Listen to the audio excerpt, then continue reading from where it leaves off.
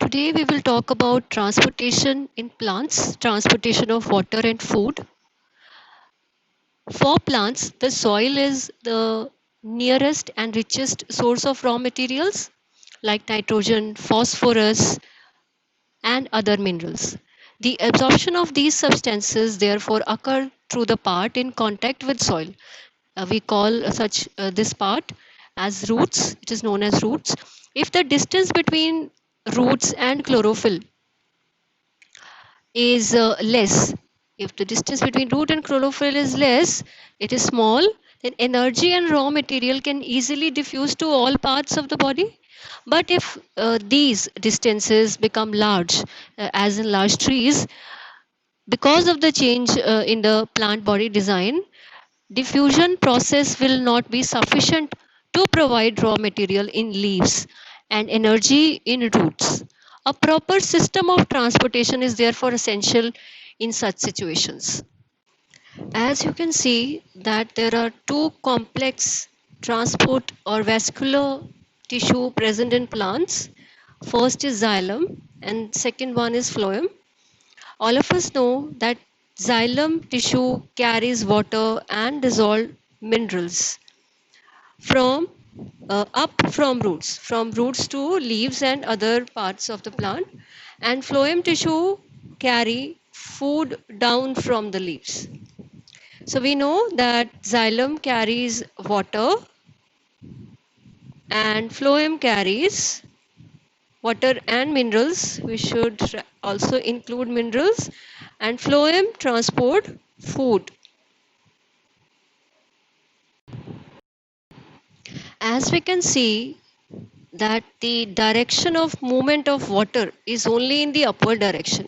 If we follow the arrows here, look, the arrows are going upward, in the upward direction only. Only in the upward direction in the xylem. This is xylem, let's mark it.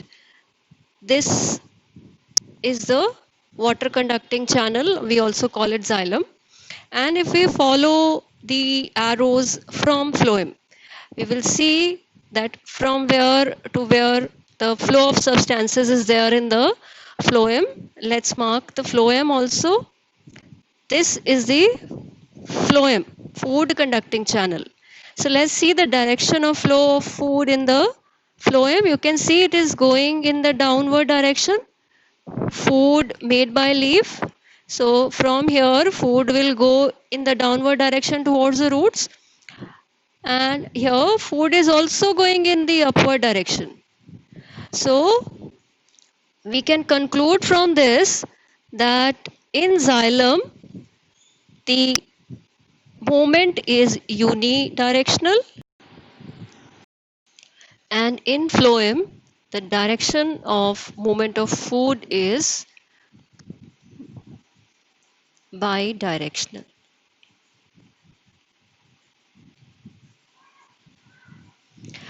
I hope you understand the meaning of unidirectional and bidirectional. Unidirectional means the movement is only in one direction, only in the upward direction in the xylem.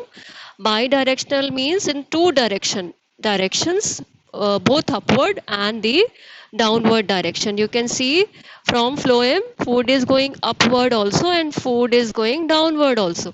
That's why we have written bidirectional here. Here we have written unidirectional because it is moving only in one direction, only in the upward direction. Now we will talk about transition of water in plants.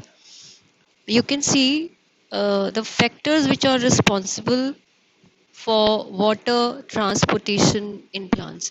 The first factor is osmosis and second factor is transpiration. We will discuss these factors, both these factors one by one. We will start with osmosis.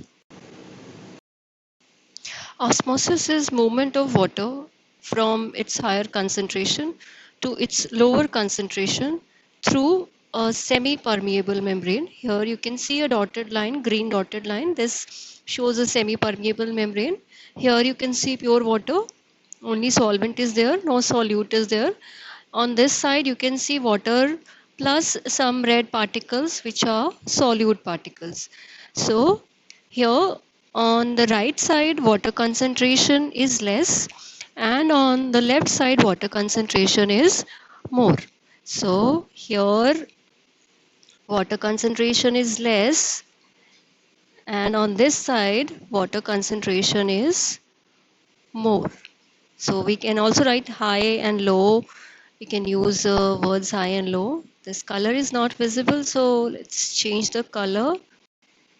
Yes.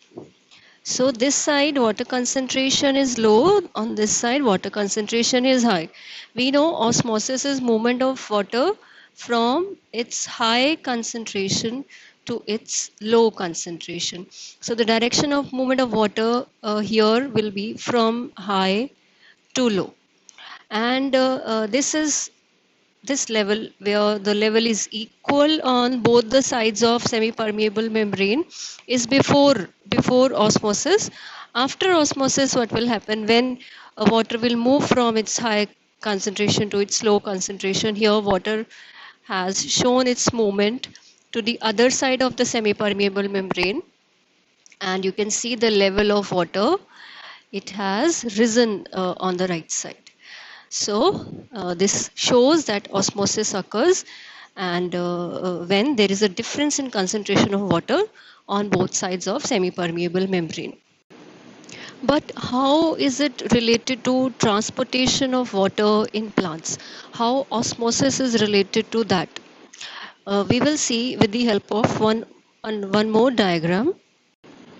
This diagram will help us connect osmosis with absorption of water in root hair cell.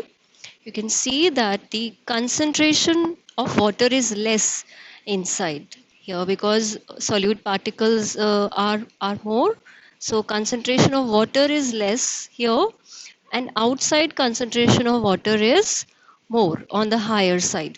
So water will move from its higher concentration to its lower concentration. So here we can see that osmosis is helping in entry of water from soil into root hair cell. But are these mineral elements, these ions, are they already present in the root hair cell? From the beginning, are they there? No. The answer is no. So how it is done? As you can see, it is done with the help of active transport. Now what is active transport? A transport that involves expenditure of energy in the form of ATP.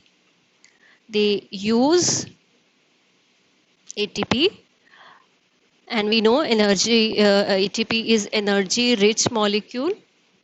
Energy rich molecule.